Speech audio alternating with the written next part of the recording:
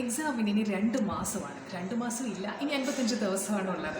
അപ്പോൾ ഈ ഒരു ടൈമിൽ എന്തൊക്കെ പഠിക്കണം എന്ന് ഇങ്ങനെ ടെൻഷനായിട്ടിരിക്കുന്നവർക്ക്, അല്ലെങ്കിൽ എന്ത് ചെയ്യണമെന്ന് അറിഞ്ഞുകൂടാതിരിക്കുന്നവർക്ക്, അല്ലെങ്കിൽ അറിയാമെന്നുള്ളവർക്കും വേണ്ടിയിട്ട് നിങ്ങൾ എന്താണ് പഠിക്കേണ്ടത്, നിങ്ങൾ എത്ര റിവൈസ് ചെയ്യണം എന്നുള്ള ഒരു ചെറിയ ഹെൽപ്പാണ് ഞാനിന്ന് ചെയ്യുന്നത്. അപ്പോൾ ഇവിടെ ഈ വീഡിയോയിൽ ഞാൻ പറയുന്നത് നമുക്ക് എങ്ങനെ പ്രോപ്പറായിട്ട് പഠിച്ചൊരു പ്രോപ്പർ ടൈം ടേബിളിലൂടെ നമുക്ക് നീറ്റ് ക്രാക്ക് ചെയ്യാം, അല്ലെങ്കിൽ നിങ്ങൾക്ക് എങ്ങനെ ഒരു 600+ സ്കോർ ചെയ്യാം എന്നുള്ളതിൻ്റെ ഒരു ചെറിയൊരു ടൈം ടേബിളാണ് ഞാൻ നിങ്ങൾക്ക് തരുന്നത്. ഇഷ്ടമുള്ളവർക്ക് ഫോളോ ചെയ്യാം, ഒരു നിർബന്ധവും ഇല്ല. നിങ്ങൾക്ക് ഓൾറെഡി ഒരു ടൈം ടേബിൾ ഉണ്ടെങ്കിൽ നിങ്ങളിത് ഫോളോ ചെയ്യേണ്ട ആവശ്യമില്ല.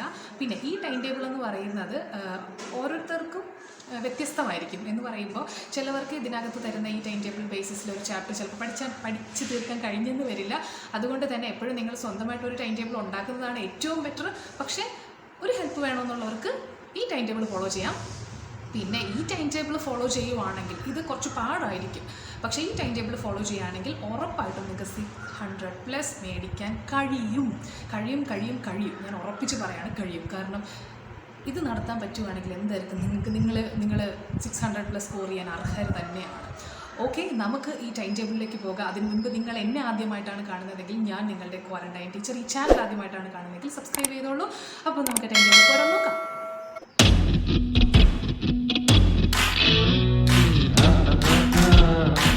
ഇത് എത്ര ദിവസത്തെ ടൈം ടേബിൾ എന്ന് ചോദിച്ചു കഴിഞ്ഞാൽ, ഇത് നിങ്ങൾക്ക് എത്ര ദിവസം വേണമെങ്കിലും ഇത് കൊണ്ടുപോകാം. അത് നിങ്ങൾക്ക് ഞാനിപ്പോൾ പറയുമ്പോൾ മനസ്സിലാകത്തില്ല ഞാൻ എന്താ ഉദ്ദേശിച്ചതെന്ന്. ഞാൻ ഉദ്ദേശിച്ചത് ഇപ്പം നമുക്ക് 55 ദിവസമാണ് ഉള്ളത്. ഞാൻ ലാസ്റ്റ് ടൈം ഒരു വീഡിയോയിൽ നമുക്ക് 60 ദിവസത്തിന് നമുക്ക് സ്പ്ലിറ്റ് ചെയ്ത് റിവിഷൻ ചെയ്യുന്നതും പഠിക്കുന്നതുമായിട്ടുള്ളൊരു മെത്തേഡ് ഞാൻ പറഞ്ഞു തന്നിട്ടുണ്ടായിരുന്നു. അന്ന് കുറച്ച് പേർക്ക് ടൈം ടേബിൾ ആയിട്ട് വേണമെന്ന് പറഞ്ഞത് കൊണ്ടാണ് ഞാൻ എൻ്റെ രീതിയിലൊരു ടൈം ടേബിൾ ഉണ്ടാക്കുന്നത്. അത് ഈ ടൈം ടേബിൾ എന്ന് പറയുന്നത് ഏകദേശം ഒരു 30-35 ദിവസത്തിൻ്റെ പഠിത്തവും ബാക്കി റിവിഷനും അതുപോലെ തന്നെ ടെസ്റ്റുകളും ഈ പറയുന്ന 35 ദിവസത്തിലും വേറെ റിവിഷൻ ഒരു പീരീഡും അങ്ങനെ ആക്കി ഇൻക്ലൂഡ് ചെയ്തിട്ടുള്ള ഒരു ടൈം ടേബിളാണ്. ഇതിനേക്കാളും വൃത്തിയായിട്ട് ഇനി ഒരാൾക്ക് ടൈം ടേബിൾ ഉണ്ടാക്കാൻ പറ്റുമെന്നുള്ളത് എനിക്ക് സംശയം തന്നെയാണ്. പിന്നെ ഈ ടൈം ടേബിൾ നിങ്ങൾക്ക് ഒരിടത്തും കിട്ടത്തില്ല, കാരണം ഇത് ഞാൻ സ്വന്തമായിട്ട് ഉണ്ടാക്കിയ ഒരു ടൈം ടേബിളാണ്. അതുകൊണ്ട് തന്നെ ഫോളോ ചെയ്യാൻ കുറച്ച് പാടായിരിക്കും, പക്ഷേ ഫോളോ ചെയ്ത് കഴിഞ്ഞാൽ ഉറപ്പായിട്ട് നിങ്ങൾക്ക് അതിൻ്റെ റിസൾട്ട് കിട്ടും. അത്രയും 100% ഷുവറാണ് ഞാൻ. ഓക്കെ, നമ്മുടെ ഡേ 1 എന്ന് പറയുന്നത് ഞാൻ ഫിസിക്സ്, കെമിസ്ട്രി, ബയോളജി അങ്ങനെയാണ് എടുത്തിരിക്കുന്നത് കേട്ടോ. അപ്പോൾ നിങ്ങൾക്ക് ആർക്കെങ്കിലും ഇപ്പോൾ പേനയും പെൻസിലൊക്കെ ഉണ്ടെങ്കിൽ ഒന്നെടുത്ത് എഴുതിക്കോളൂ. ഞാനതിൻ്റെ PDF വേർഷനൊന്നും ഉണ്ടാക്കിയിട്ടില്ല ഇപ്പോൾ ഇതുവരെ. ഞാൻ ഈ വീഡിയോ ഉണ്ടാക്കുന്നത് വരെ ഉണ്ടാക്കിയിട്ടില്ല, ഇനി ഉണ്ടാക്കുമെന്ന് അറിയത്തില്ല. ഓക്കെ, ഡേ 1 എന്ന് പറയുന്നത് മെക്കാനിക്കൽ പ്രോപ്പർട്ടീസ് ഓഫ് സോളിഡ്സ്. അത് നമ്മുടെ ഫിസിക്സിലാണ്. ഞാൻ ഓർഡറിലല്ല പോകുന്നത്, ഞാൻ മിക്സ്ഡ് ആയിട്ടാണ് തുടങ്ങുന്നത്. അപ്പോൾ ഫിസിക്സിലെ mechanical properties of solids and dual nature of radiation, ഈ 2 ചാപ്റ്ററും ഫിസിക്സിൽ നിന്ന് എടുത്തിട്ടുണ്ട്. കെമിസ്ട്രിയിൽ നിന്ന് സോളിഡ് സ്റ്റേറ്റ് ആണ് ഞാൻ എടുത്തേക്കുന്നത്. ഇത് 3 ചാപ്റ്ററുകളാണ് ഞാൻ ഫസ്റ്റ് ഡേ എടുത്തിരിക്കുന്നത്. പിന്നെ ബയോളജി ഞാൻ എടുത്തിട്ടില്ല. നെക്സ്റ്റ് ഡേ 2 വരുമ്പോഴത്തേനും വർക്ക്, എനർജി ആൻഡ് പവർ വന്നിട്ടുണ്ട്. പിന്നെ ന്യൂക്ലിയൈ വന്നിട്ടുണ്ട്. ഓക്കെ, ഈ 2 ചാപ്റ്ററും ഫിസിക്സിൽ നിന്ന്. അതുപോലെ കെമിസ്ട്രിയിൽ നിന്നാണെങ്കിൽ ഹാലോ ആൽക്കീൻസ് ആൻഡ് അരീൻസ്, ഈ ചാപ്റ്റർ ചെറിയ ചാപ്റ്റർ അല്ലേ, അതുകൊണ്ടാണ് അത് എടുത്തേക്കുന്നത്. പിന്നെ നെക്സ്റ്റ് വരുന്നത് biology, cell the unit of life, അതെടുത്തിട്ടുണ്ട്. അപ്പോൾ ഇതാണ് ഡേ 2. ഡേ 3 വന്നിട്ട് ഫിസിക്സിലെ ഓസിലേഷൻ ആൻഡ് വേവ്സ്, അതുപോലെ ഓൾട്ടർനേറ്റിംഗ് കറണ്ട്, ഇത് 2 ചാപ്റ്റർ എടുത്തിട്ടുണ്ട്. പിന്നെ കെമിസ്ട്രി വരുമ്പോഴത്തേനും chemistry in every day life. പിന്നെ ബയോളജി വരുമ്പോൾ reproduction in organism, sexual reproduction in flowering plants. ഇത്രയും ചാപ്റ്റേഴ്സിൻ്റെ എണ്ണം കേട്ട് നിങ്ങൾ ഞെട്ടിപ്പോകരുത് കേട്ടല്ലോ. ഇതൊക്കെ ഒരു എന്തായിരുന്നാലും ചെയ്ത് തീർക്കാൻ പറ്റുന്നൊരു ബേസിസിലാണ് ഞാൻ ഈ ടൈം ടേബിൾ ഉണ്ടാക്കിയിരിക്കുന്നത്. എന്ന് പറയുമ്പോൾ ഇപ്പോൾ chemistry in every day life എന്ന് പറയുന്നത് വായിച്ച് പഠിക്കേണ്ട സംഭവമാണ്. ബയോളജി എന്ന് പറയുന്നത് നിങ്ങൾക്ക് എന്തെങ്കിലും ഒരു ഐഡിയ ഉണ്ടാവുമല്ലോ, വെച്ചാൽ ഒരു ബേസിക് ഐഡിയ ഉണ്ടാവുമല്ലോ. ഫിസിക്സിനാണ് ഞാൻ കുറച്ചുകൂടെ ട്രിക്കി ആയിട്ട് എടുത്തിരിക്കുന്നത്. ഇനി നെക്സ്റ്റ് വരുന്നത് ഡേ 4. ഡേ 4 വരുമ്പോൾ മോഷൻ ഇൻ എ പ്ലെയിൻ, അത് എടുത്തിട്ടുണ്ട്. പിന്നെ ഞാൻ യൂണിറ്റ്സ് ആൻഡ് മെഷർമെൻറ്റ് ഒരു എന്ന് വെച്ചാൽ പറ്റുമെങ്കിൽ ഓക്കെ എന്നുള്ള ബേസിസിലാണ് ഞാനത് ഇട്ടിരിക്കുന്നത്. കാരണം ഇനി അങ്ങോട്ട് ഇഷ്ടംപോലെ ടൈം ഉണ്ട് നിങ്ങൾക്ക്. കാരണം എൻ്റെ ടൈം ടേബിളിൻ്റെ ബേസ് എന്ന് പറയുന്നത് ആദ്യം നമ്മൾ തുടങ്ങുമ്പോൾ കുറച്ച് കൂടുതൽ ഹാർഡ് വർക്ക് ചെയ്തിട്ട് നമുക്ക് എന്തായാലും കുറച്ച് അങ്ങോട്ട് പോകുമ്പോൾ നമ്മൾ ഫെറ്റീഗായി പോകും, നമുക്ക് പഠിക്കാൻ സാച്ചുറേറ്റഡ് ആയി പണ്ടറങ്ങിപ്പോകും. അപ്പോൾ ആ ഒരു ടൈമിൽ കുറച്ച് റെസ്റ്റ് വരുന്ന രീതിയിലാണ് ഞാൻ ആദ്യമേ വർക്ക് ലോഡ് കൂടുതൽ ഇട്ടിരിക്കുന്നത് കേട്ടോ. നിങ്ങൾ കണ്ടു പേടിച്ചിട്ട് ഇത് നടക്കില്ല എന്നൊന്നും വിചാരിച്ചിട്ട് പോകരുത്. ഞാൻ പറഞ്ഞല്ലോ, ഇത് നടന്നു കഴിഞ്ഞാൽ നിങ്ങളുടെ ജീവിതം തന്നെ മാറി പറയും. അപ്പോൾ day 4 motion in a plane, അതുപോലെ തന്നെ യൂണിറ്റ്സ് ആൻഡ് മെഷർമെൻറ്റ്സ് നിങ്ങൾക്ക് പറ്റുമെങ്കിൽ മാത്രം പഠിക്കുക. Chemistry some basic concepts in chemistry ആ ചാപ്റ്റർ ഉണ്ട്. പിന്നെ ബയോളജിക്കൽ ക്ലാസിഫിക്കേഷൻ. ഇപ്പോൾ നിങ്ങൾ വിചാരിക്കും സ്വാഭാവികമായിട്ടും ഇത്രയും വലിയ ചാപ്റ്റേഴ്സൊക്കെ എങ്ങനെ പഠിക്കാനെന്നുള്ളത് നിങ്ങൾ വിചാരിക്കും. ബയോളജിക്ക് ഞാൻ ലാസ്റ്റ് ടൈം ഞാൻ ഈ ടൈം ടേബിൾ തന്നപ്പോൾ പറഞ്ഞിട്ടുണ്ടായിരുന്നു. ബയോളജി എന്ന് പറയുന്നത് ഞാൻ ഒരു ക്രാഷ് കോഴ്സിലൂടെയായിരുന്നു എല്ലാവരെയും പഠിപ്പിച്ചിട്ടുണ്ടായിരുന്നത്. ഒരു ചാപ്റ്റർ എന്ന് പറയുന്നത് ഏകദേശം 45 മിനിറ്റാണ് എൻ്റെ റിവിഷൻ ക്ലാസ് എന്ന് പറഞ്ഞാൽ ബയോളജിയുടെ. എന്ന് പറയുമ്പോൾ NCERT ടെക്സ്റ്റ് ബുക്ക് വെച്ചിട്ടാണ് ഞാനത് പഠിപ്പിക്കുന്നത്. അതിൽ ഓരോ ലൈൻസുകൾ കാണിച്ചിട്ടാണ് ഞാൻ പഠിപ്പിക്കുന്നത്. ഇമ്പോർട്ടൻ്റ് ആയിട്ടുള്ള ലൈൻസുകൾ മാത്രമേ ഞാൻ അതിൽ പഠിപ്പിക്കുന്നുള്ളൂ. അപ്പോൾ ബയോളജിയുടെ കാര്യം നിങ്ങൾ എങ്ങനെ ഇത് പഠിക്കും എന്നുള്ളത് ആലോചിച്ച് വിഷമിക്കേണ്ട. എൻ്റെ ക്ലാസ് ജോയിൻ ചെയ്താൽ മതി. ഒരു ചാപ്റ്റർ ഏകദേശം 45 മിനിറ്റ്സ് അത്രയേ ഉള്ളൂ. അപ്പോൾ നിങ്ങൾക്ക് ആലോചിച്ച് നോക്കിയാൽ ഒരു ദിവസം നിങ്ങൾക്ക് എത്ര ടൈം മാക്സിമം പഠിക്കാൻ കിട്ടുന്നുണ്ടെന്നൊന്ന് ആലോചിച്ച് നോക്കിയേ. ബാക്കിയുള്ള ചാപ്റ്റേഴ്സ് നിങ്ങൾക്ക് പഠിക്കാനുള്ള ടൈമിൽ ഈസി ആക്കിയില്ലേ? ഓക്കെ.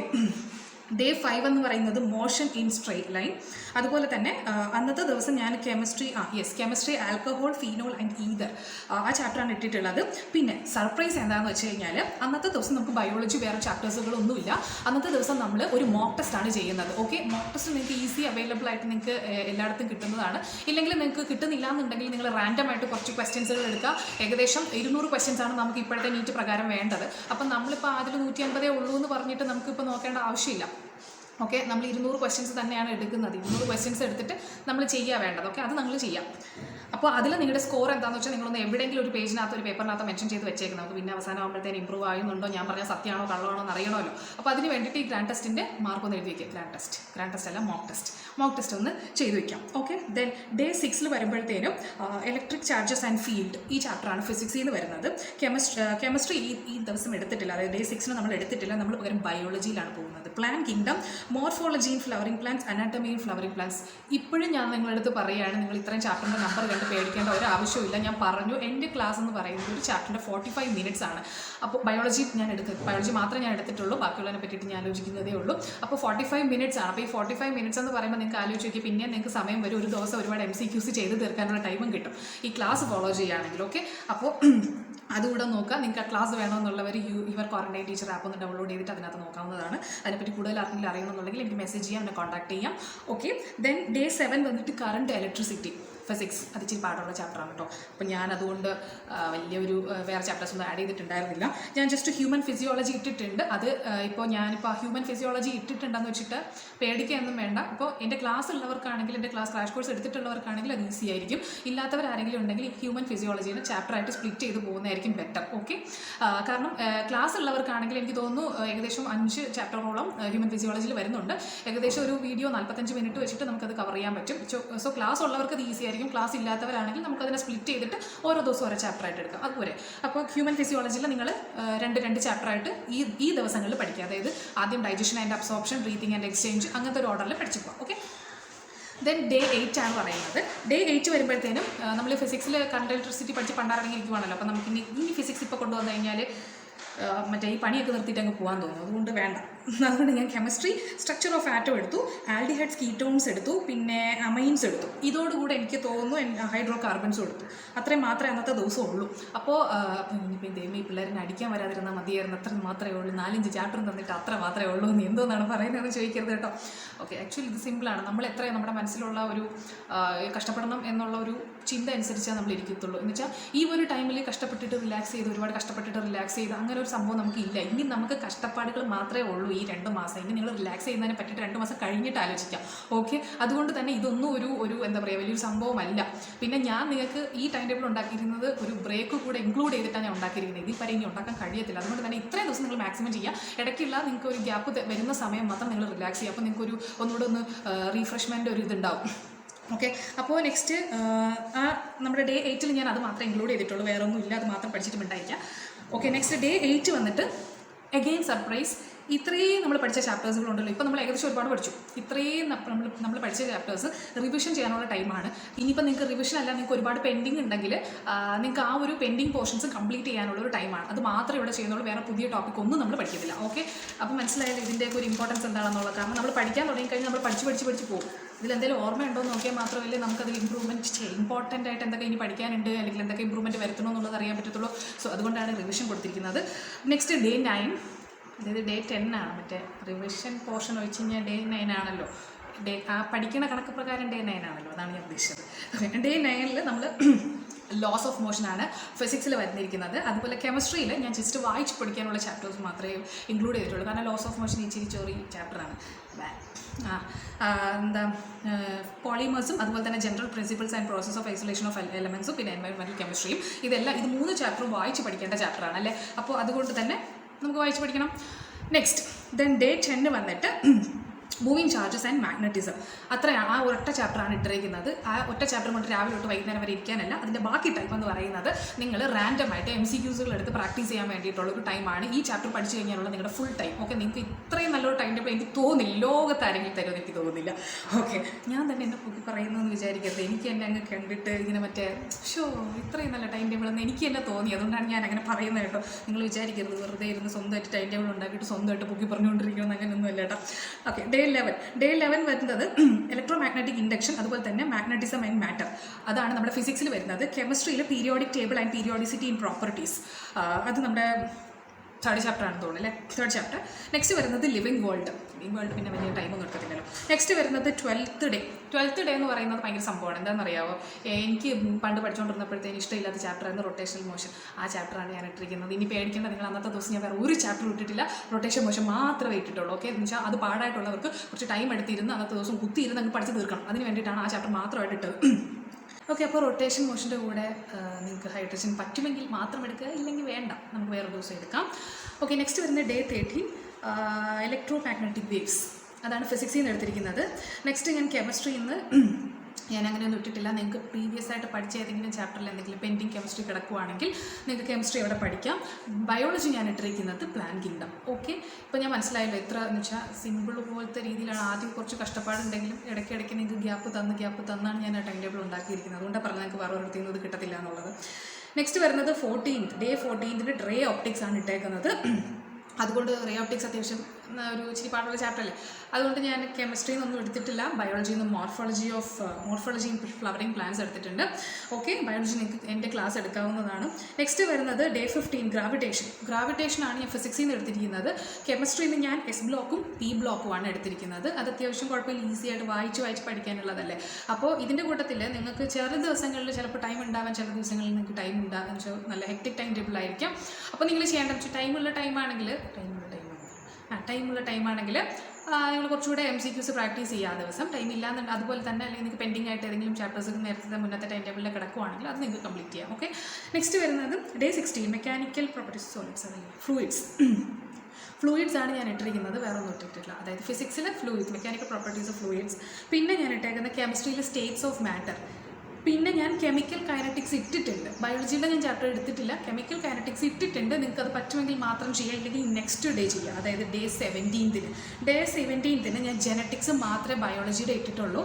പ്ലസ് ഞാൻ ഫിസിക്സിൻ്റെ ന്യൂക്ലിയർ കുഞ്ഞു ചാപ്റ്റർ അല്ലേ ന്യൂക്ലിയർ, അതുകൂടെ ഇട്ടിട്ടുണ്ട്. അപ്പോൾ നിങ്ങൾക്ക് കെമിക്കൽ കൈനറ്റിക്സ് അന്നത്തെ ദിവസം എടുക്കാം. ജെനറ്റിക്സിനെ ഓർത്ത് പേടിക്കുകയൊന്നും ചെയ്യണ്ട കേട്ടോ, സിമ്പിളാണ്. നെക്സ്റ്റ് വരുന്നത് ഡേ 18 ഞാൻ തെർമോഡൈനാമിക്സിന് കൊടുത്തിരിക്കുകയാണ്. അതായത് കെമിസ്ട്രി, ഫിസിക്സ്, തെർമോഡൈനാമിക്സ് ഏകദേശം കുറച്ച് സിമിലാരിറ്റി ഉണ്ടല്ലോ, സംഭവങ്ങൾ സെയിം തന്നെയാണല്ലോ എന്നുള്ള ബേസിസിലാണ് ഞാൻ രണ്ടും അന്നത്തെ ദിവസം തന്നെ കൊടുത്തിരിക്കുന്നത്. രണ്ടിന് സെപ്പറേറ്റ് പഠിച്ച് ടൈം കളയേണ്ട ആവശ്യമില്ല. ഓക്കെ, നെക്സ്റ്റ് വരുന്നത് ഡേ 19 ഞാൻ ഇട്ടിരിക്കുന്നത് റിവിഷൻ ഡേ ആയിട്ടാണ് ഇട്ടേക്കുന്നത്. അതായത് നിങ്ങൾ ഇത്രയും നാൾ പഠിച്ച സംഭവങ്ങളൊക്കെ റിവൈസ് ചെയ്യുക, പിന്നെ ഒരു മോക്ക് ടെസ്റ്റ് അറ്റൻഡ് ചെയ്യുക.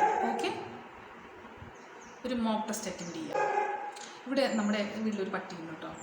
അതാണെങ്കിൽ ഇങ്ങനെ എന്തോന്നു അറിയാമെന്നുള്ളവരെ കണ്ടാലും കുറയ്ക്കും, അറിഞ്ഞുകൂടാത്തവരെ കണ്ടാലും കുറയ്ക്കും. എന്നെ പിന്നെ അറിഞ്ഞുകൂടാ, ഞാൻ വല്ലപ്പോഴേക്കേ വരത്തുള്ളൂ.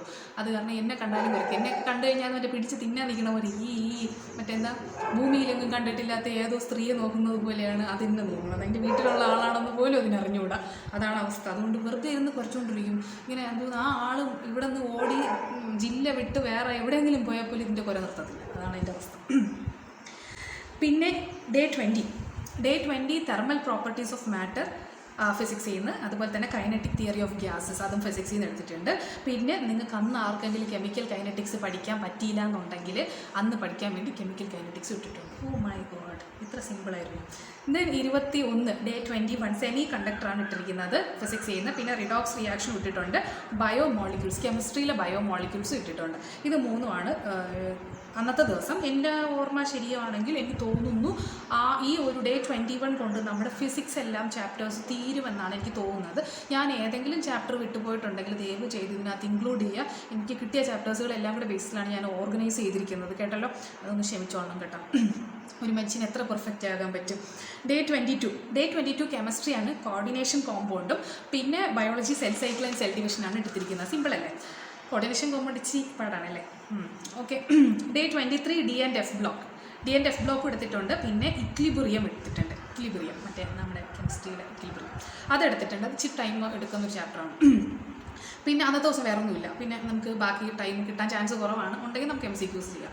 പിന്നെ ഡേ 24 ഞാൻ ഇലക്ട്രോ കെമിസ്ട്രിയാണ് എടുത്തിരിക്കുന്നത്. ഇലക്ട്രോ കെമിസ്ട്രി എടുത്തിട്ടുണ്ട്. പിന്നെ ഞാൻ എടുത്തിരിക്കുന്ന ചാപ്റ്റർ ഞാൻ തന്നെ എഴുതിയിരിക്കുന്നത് എനിക്ക് വായിക്കാൻ പറ്റുന്നില്ല. എന്തോന്ന് റിവിഷൻ, അതാണ് ഞാൻ എഴുതിയിരിക്കുന്നത്. എൻ്റെ പൊന്നി. അതെടുക്കാം. അതായത് ഇലക്ട്രോ കെമിസ്ട്രിയും പിന്നെ ബാക്കിയുള്ള ടൈം റിവൈസ് ചെയ്യാന്നുള്ള അർത്ഥത്തിലാണ് ഞാൻ എഴുതിയിരിക്കുന്നത്. എനിക്ക് ആ റിവൈസ് എന്നുള്ളത് റിവിഷൻ ആണെന്ന് തന്നെ എനിക്ക് വായിക്കാൻ പറ്റുന്നില്ല. ഞാൻ ഡോക്ടറായി ഗൈസ്. എൻ്റെ ഹാൻഡ് റൈറ്റിംഗ് ഒക്കെ മാറി തുടങ്ങി. ഇപ്പം മറ്റേ ഷൂ ആണ്, അതുകൊണ്ട് ഞാൻ ഡോക്ടറായി. Day 25 strategies for the enhancement in food production, അതാണ് നമ്മുടെ ബയോളജിയുടെ.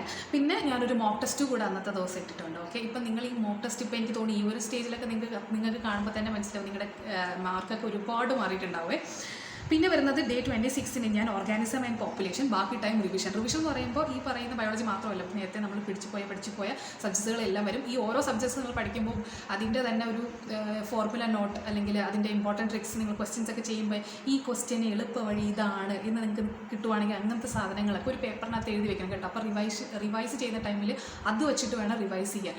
അതിൻ്റെ ഇമ്പാക്റ്റ് ഭയങ്കര വലുതാണ്. എനിക്ക് പേഴ്സണലി അനുഭവം ഉള്ളതാണ്, അതുകൊണ്ടാണ് ഞാൻ പറയുന്നത്. പിന്നെ ഡേ 27 എക്കോസിസ്റ്റം വെച്ചിട്ടുണ്ട്.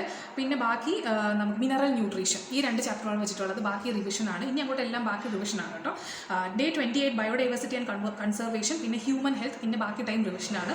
ഡേ 29 അതുപോലെ ട്രാൻസ്പോർട്ടിംഗ് പ്ലാന്റ്സ്, മിനറൽ ന്യൂട്രീഷൻ ഞാൻ ഇപ്പുറത്ത് ഇട്ടിട്ടുണ്ട് കേട്ടോ. അതെന്താണെന്ന് ഞാൻ ശ്രദ്ധിക്കാതിട്ടാണെന്ന് തോന്നുന്നു. ബാക്കിയുള്ളതെല്ലാം റിവിഷനാണ്.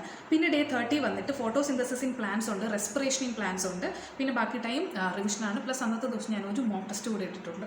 പിന്നെ day 31 plant growth and animal kingdom ഇട്ടിട്ടുണ്ട്, ബാക്കി റിവിഷനാണ്. പിന്നെ day 32 structural organisation in animals, പിന്നെ റീപ്രൊഡക്റ്റീവ് ഹെൽത്ത്, ബാക്കി ടൈം റിവിഷനാണ്. റിവിഷൻ എന്ന് പറയുമ്പോൾ നിങ്ങൾ റിവിഷൻ ചെയ്യണം, വെറുതെ സമയം കളയാനില്ല. ഡേ 33 എന്ന് പറയുമ്പോഴത്തേനും ഹ്യൂമൻ റീപ്രൊഡക്ഷൻ, ബയോമോളിക്യൂൾസ്, ലോക്കോമോഷൻ. നമ്മൾ നേരത്തെ ഹ്യൂമൻ ഫിസിയോളജി അന്ന് പഠിക്കാൻ പറ്റാത്ത ഒരു ഇച്ചിരി വിട്ട് പഠിക്കാൻ പറഞ്ഞില്ലായിരുന്നു, എൻ്റെ ക്ലാസ് ജോയിൻ ചെയ്യാൻ കഴിയാത്തവർക്ക്. അപ്പോൾ അതാണിത്. പിന്നെ ഡേ 34 എന്ന് പറഞ്ഞാൽ ബയോടെക്നോളജി 2 ചാപ്റ്റർ ഉണ്ടല്ലോ, അത് 2. പിന്നെ ബാക്കിയുള്ള എല്ലാ ദിവസവും റിവിഷൻ മോക്ക് ടെസ്റ്റ് ഇതേ സാധനങ്ങൾ നിങ്ങൾ പിന്തുടരുക. ഇനി നിങ്ങളൊന്ന് പറഞ്ഞ് ഇതുപോലെ നിങ്ങൾക്ക് ആര് ടൈം ടേബിൾ ഉണ്ടാക്കി തരും? അതായത് ഇതുപോലെ ആർക്കെങ്കിലും ടൈം ടേബിൾ ഉണ്ടാക്കി തരാൻ കഴിയും? കാരണം ഞാൻ പേര് സംഭവിക്കും. സോറി, എനിക്കങ്ങനെ പറയാതിരിക്കാൻ തോന്നുന്നില്ല. അത്ര നല്ല ടൈം ടേബിൾ, അതുകൊണ്ടാണ്. ഓക്കെ. നിങ്ങളുടെ അഭിപ്രായം ഒന്ന് കമൻറ്റ് ചെയ്തേക്ക്. എന്താണ് നിങ്ങൾക്ക് ടൈം ടേബിളിനെ പറ്റി തോന്നുന്നത്? ഇത് ഇമ്പോർട്ടൻ്റ് അല്ലെങ്കിൽ ഇത് ബാക്കിയുള്ളവർക്ക് യൂസ്ഫുൾ ആണെന്ന് ഇട്ടേക്കും, ഇല്ലെങ്കിൽ ഇല്ലെന്ന് ഇട്ടേക്കും. കാരണം ഇല്ലയെന്നുണ്ടെങ്കിൽ ഇനി ബാക്കിയുള്ളവർ വന്ന് കണ്ടിട്ട് ഈ വീഡിയോ മൊത്തം ഇരുന്ന് വെറുതെ കണ്ട് സമയം കളയേണ്ട ആവശ്യമില്ലല്ലോ. അതുകൊണ്ടാണ് പറയുന്നത്. അവർക്കങ്ങ് വീഡിയോ കാണാതെ പോയാൽ പോലെ.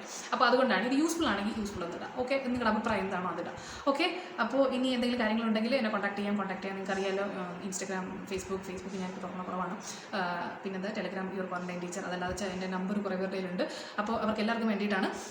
ആർക്ക് വേണമെങ്കിലും എന്നെ കോൺടാക്ട് ചെയ്യാം, എന്ത് ഡൗട്ട് വേണമെങ്കിലും ചോദിക്കാം. എനിക്ക് അറിയാവുന്നതാണെങ്കിൽ ഹെൽപ്പ് ചെയ്ത് കൊടുക്കും, അറിഞ്ഞൂടാത്തതാണെങ്കിൽ അറിഞ്ഞൂടാന്ന് പറയാനല്ലേ പറ്റുള്ളൂ. ഞാൻ ചിലതൊക്കെ ഈ ഫിസിക്സ് കെമിസ്ട്രി ഒക്കെ ചോദിച്ചാൽ ചിലർക്ക് ഞാൻ റെഫർ ചെയ്തിട്ട് വേണം പറഞ്ഞു കൊടുക്കുക. അതൊക്കെ കുറച്ച് സമയം വേണം കേട്ടില്ല. ബയോളജിക്കാണെങ്കിൽ സ്റ്റഡി പറഞ്ഞുതരും. ഓക്കെ. അപ്പോൾ thank you so much for watching this video. അപ്പോൾ ഇനി അടുത്ത വീഡിയോ ഇട്ട് വരാം. ഓക്കെ.